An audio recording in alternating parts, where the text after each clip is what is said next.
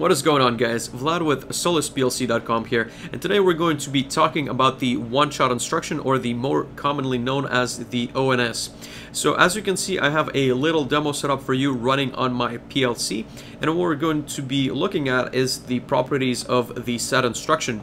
So in the first rung, let's go over the entire logic. In the first rung, what I have here is a move instruction which constantly takes the temperature recorded by a hypothetical temperature sensor and stores that value in our destination, which is going to be the process temperature. So imagine our process being some kind of a tank that's being heated, and essentially you have an operator which starts the process which indicates through this boolean, which is going to be process running, that the process has actually started. Now the challenge here is to record the starting temperature as well as the final temperature of the process, and the one-shot instruction is a perfect way to do so.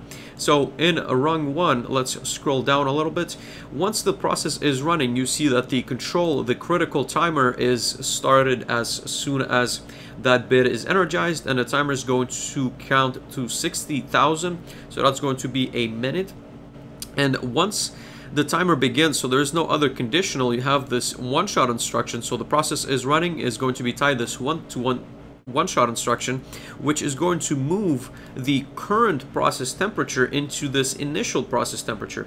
So as soon as we start the process, you will save the value that is in red by the temperature sensor into this register, which is the initial process temperature. Now let's discuss a little bit of the one-shot. So the one-shot allows you to create a scenario where even though the process running is true, the one-shot is true, it only evaluates whatever's after the one-shot for a single scan of the PLC. Now this is a very interesting property and unique to the one-shot. So what is a scan of the PLC? Now let's take a step back and reevaluate that notion. So a PLC is at its core a very simplistic process. So all it does is run in a very specific sequence, line by line. So in this case, I have in my main routine, I have rung 0, rung 1, and rung 2. So the way the PLC is going to operate at its core is it's going to evaluate rung 0. So of course here you only have a move instruction, then it's going to go to rung 1. And then here, when you have a rung with a multi-level branch, so if you have multiple branches, all it essentially does is once again go line by line. So here it's going to evaluate, is this process running true? So if it's not true, it's not going to even go further. It's going to go to rung 2. If it is true, it is going to jump to this timer on delay. If that's of course, that's not a conditional, so it is a timer that's going to start. Now the next, so it evaluated this section, then it's going to go down to the next level of the branch and it's going to evaluate this one-shot. Since this one-shot becomes true for, like I've said, only one scan, from this one-shot all the way till it gets to the one-shot, this move gets evaluated one time, then it goes down to this process timer done. So it's not done, but it doesn't matter for the one-shot, it keeps evaluating to true. Now it goes to rung number 2 afterwards, since we don't have any branches, and then evaluates this branch and then loops back to this 0 and then back to 1. And once it gets to this one-shot, it is no longer, essentially, even though the one-shot is true, it's not going to re-evaluate this move. Now that is something that I would highly recommend that you see on your own, because it is a little bit tricky to get the one-shot instruction right, and it only works very well in certain applications. And essentially you should think about it as, if you have a long process, so if you have a certain timer which is going to be used for something, but you only need to do something at the start of that timer. Furthermore, if you have certain, if you have a sensor which is, for example, going to record a presence of a box which is, you know, larger than what you'd want, then you want to only detect something right at the beginning of the box, then you can use the one-shot. So anything that has to do essentially with a long duration which you want to detect either the beginning of, or of course if you detect on the falling edge, you would detect the I guess the back end of. Now here's the other thing. What you will notice is that I've used a separate boolean on top of this one-shot. So the one-shot instruction requires a boolean in order to work.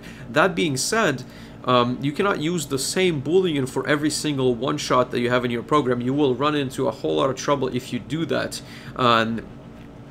and especially if they intersect. So what you will need to do is every single one shot you will use this different bit. So here I have a 0, here I have a 1. Now let's continue with the logic. So here I will start the process by simply toggling this bit. So let's go back. So let's say my initial temperature is 20 degrees. So of course the process temperature is 20 degrees, and do note that this initial process temperature is currently at 45, but as soon as the process starts, the temperature is at 20. Now here's what's really interesting. So the temperature sensor can now read, for example, 56 degrees.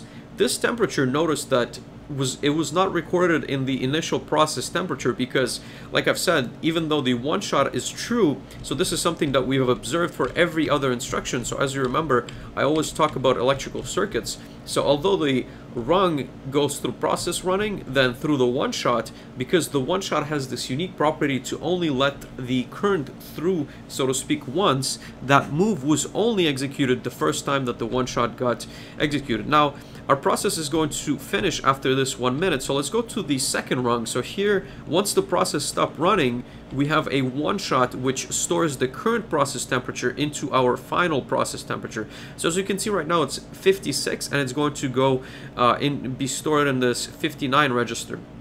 And what's also really cool is that this will only happen once as soon as the process finishes.